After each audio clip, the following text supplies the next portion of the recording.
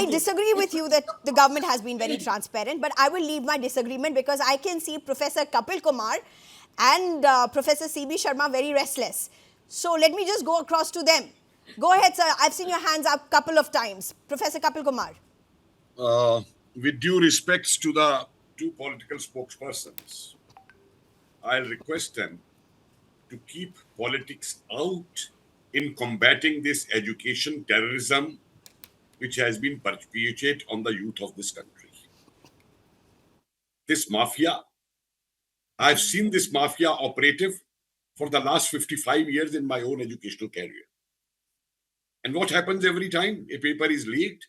Some shouting will go on, some demonstrations will take place, some meetings will be called, someone's helmet fall, but the mafia flourishes.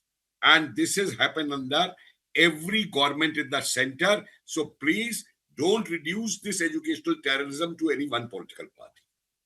Now I will come to the other aspect. Why did it start and how did it start? I am a victim who have suffered in my career for raising this voice. When privatization was being brought in the higher education system, CB is a witness to that. I was the president of FEDCUTA at that time. And I said at that time that higher education, you are about to be sold. I was the one who leaked out the Birla Ambani report in 2002, which said that UGC should be demolished, all government education systems should be demolished, and everything in education should be privatized. And what is the private industry there for? Is it for students? Is it for the nation? Is it for the youth? They are only there for making profits and money. For them, they are thick-skinned. It doesn't matter. Paper has leaked out, so what, we'll have another time. So are the bureaucrats in this country. For them, it doesn't matter if a paper has leaked out. So what, we'll hold another examination. The way the system has been functioning. Do you think some political leader was being quoted by the Congress spokesperson? Madam, I don't want to bring in my personal experience. That when I was looking after in IGNU, the hospitality education, how that particular person influenced me from all sides to recognize a private institution in Indore. I don't want to bring politics in it. And I had to resign from my directorship of the School of Tourism Studies at that time in IGNU over that. So don't bring in this, please. I can tell you what stories are related to that. The issue is, we have to fight this terrorism of education. We have to find it jointly. Acquisitions and removal of one or other. Do you think the removal of this CBSE will solve the problem? Why hasn't the NTA been revamped? NTA has no permanent structure. Only some administrator IAS is there. The other persons are all on deputation or appointed through the agencies. There is no one responsible there. I said it the first day. The problem is there that when committees are made to solve these things, who are called in these committees? 90% of such people who are born vice chancellors from cradles. No one sees them, that they have due respect, CB. No one sees that what they have performed as a vice chancellor. Once as a vice chancellor, they are the vice chancellors for their lives, whether they may perform or not. And 90% of vice chancellors in this country don't deserve to be a class 4 employee in a university over here, because the caste floor rails, caste plays a role, region plays a role, and money plays a role. Who doesn't know under the different governments, and I'm talking since 1990s, what was the rate for getting a vice chancellor appointed in the university system? So are the education. So the question here rises that if, and I have done a tweet today appealing to the Prime Minister, that when you are serious about fighting terrorism, this educational terrorism is also a part of a big tool. And all these private agencies to whom you give these exams to be held, the mark sheet to be made, or the copies to be done. They are a party to this terrorism. And if you have to, one second, if you have to really solve it, make a task force of person who understand the ground realities, who understand what corruption is there, to uproot it out, rather than putting up these big names who have done nothing in their life in education but hold positions over there. Okay. Before I go to CB Sharma, to take a response to what you have said. Sir, I want to ask you a question, and I want to ask both of you this question, Professor Kapil Kumar as well as Professor CB Sharma, to both of you. Obviously, the accountability is missing. Obviously. Otherwise, it wouldn't have gone the way it has. But here's my question. Who is accountable? Is it the minister or is it the bureaucrats? I want to get this from professors, the responses from the professors. Professor Kapil Kumar, to you first. You see, there is a chain on which responsibility has to be fixed. It's not an individual doing this mafia operation. It's not a single chairman or a minister doing that. You remove the minister, do you think the problem will be solved? But do You you remove think, you see, do you I'm think, telling you. no, I want to ask you Yeah. a question. And it's important that I get educationists to speak about this. You know, it's important when I have Mr. CB and Mr. Kapil Kumar speak about this. So Kapil Kumar, tell me this. Is this an offense serious enough for the minister to resign? What does the educationist in you say? Well, if the minister had any moral values left in him, he should have resigned long back when the UGC regulation started. Why I am saying that you have to look things in totality. You can't see isolation, that paper leak is one thing, revolution is one thing, the UGC regulation was another thing, something else was another thing. Completely agree. This is a total onslaught which is there. And that's why we're calling it the Great Indian Exam Betrayal. It's It not is not about just the one. exam betrayal. Madam, this is a betrayal of the entire educational system of India. It is under attack. It is Point not just the taken. exam. CB Sharma come in at this point. Mr. CB Sharma, Professor CB Sharma. I want to start on the same note I ended with Mr. Kapil Kumar. The question is, do you think this is an offense? I'm calling it an offense. This is an offense serious enough for the minister to resign. For a minister who is politically appointed, for a minister who has been elected as the MP by the people of this country, is it a lapse? Is it an offense serious enough? CB Sharma, your response. I won't immediately answer your question. I will analyze it. You have regulatory bodies for regulating different sectors of education. Higher education, the University Grants Commission regulates. It's a body, a regulatory body created through an act of parliament, and it's an autonomous body. Clearly, the government cannot interfere with the working of the higher education.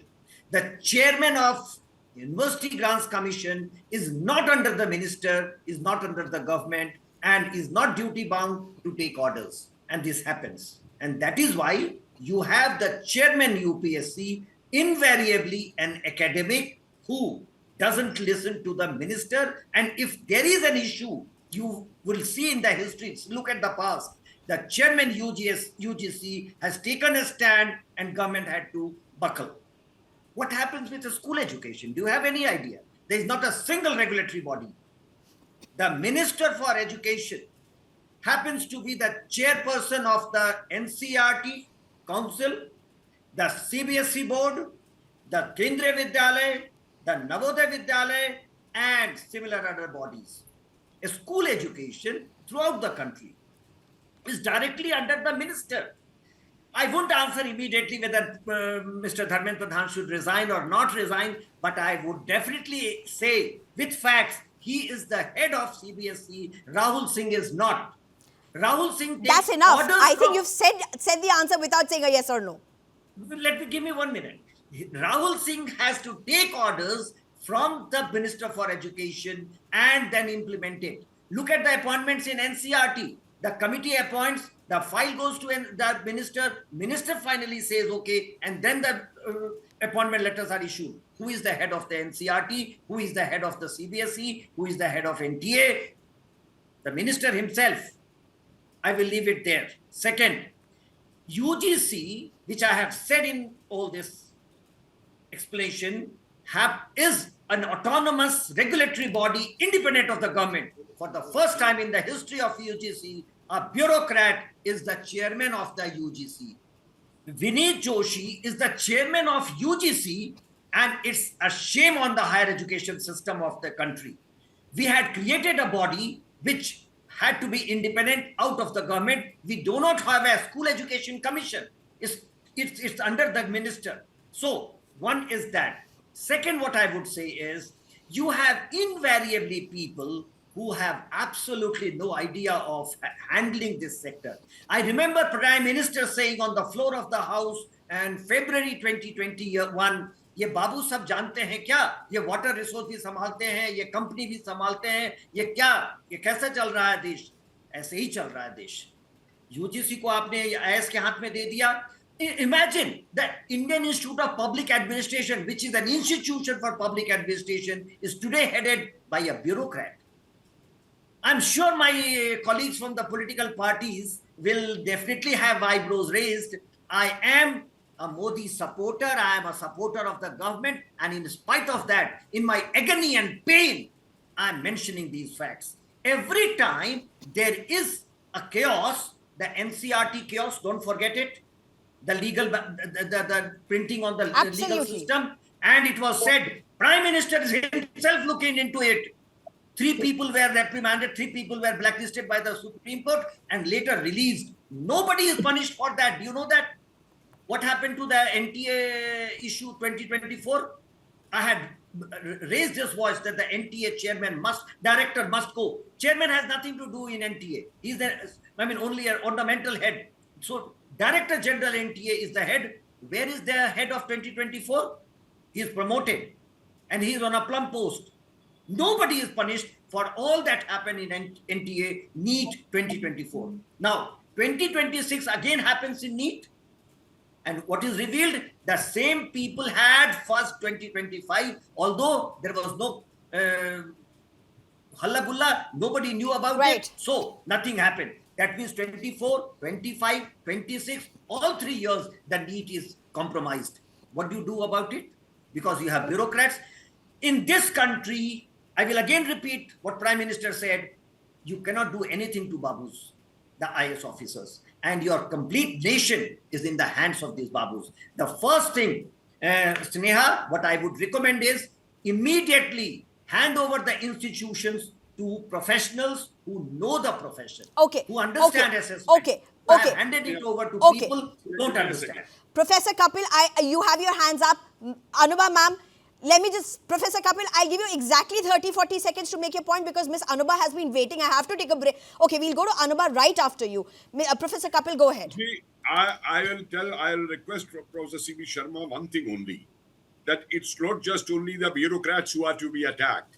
We have in our academics many such corrupt academicians. And the question of UGC autonomy is not in UGC's act. The autonomy is controlled by appointments. And if I start telling you that how a Lok Sabha speaker wrote to the Prime Minister at that time to appoint someone as UGC chairman, he writes to the minister.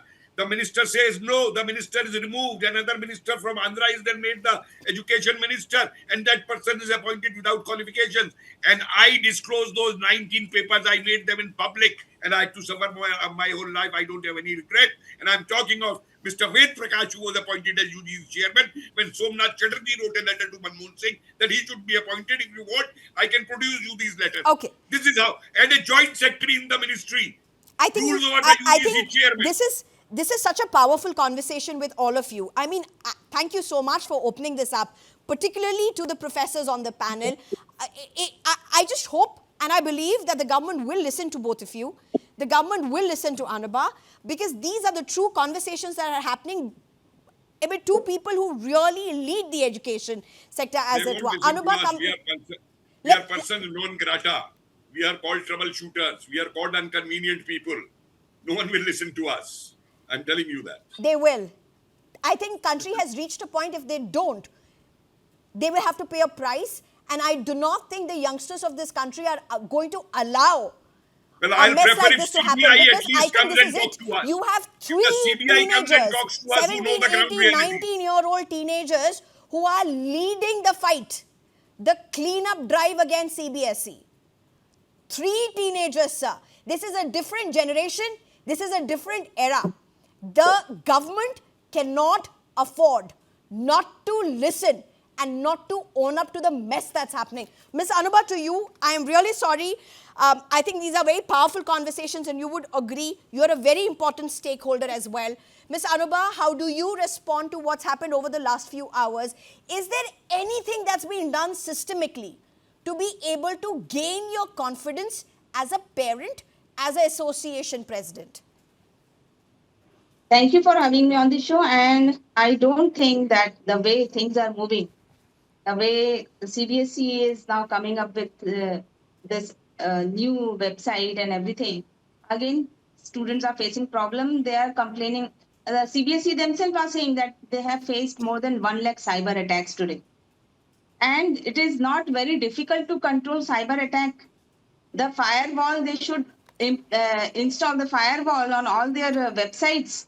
I was talking to one of IIT pass out. He told me that it is not that difficult to control all these cyber attacks.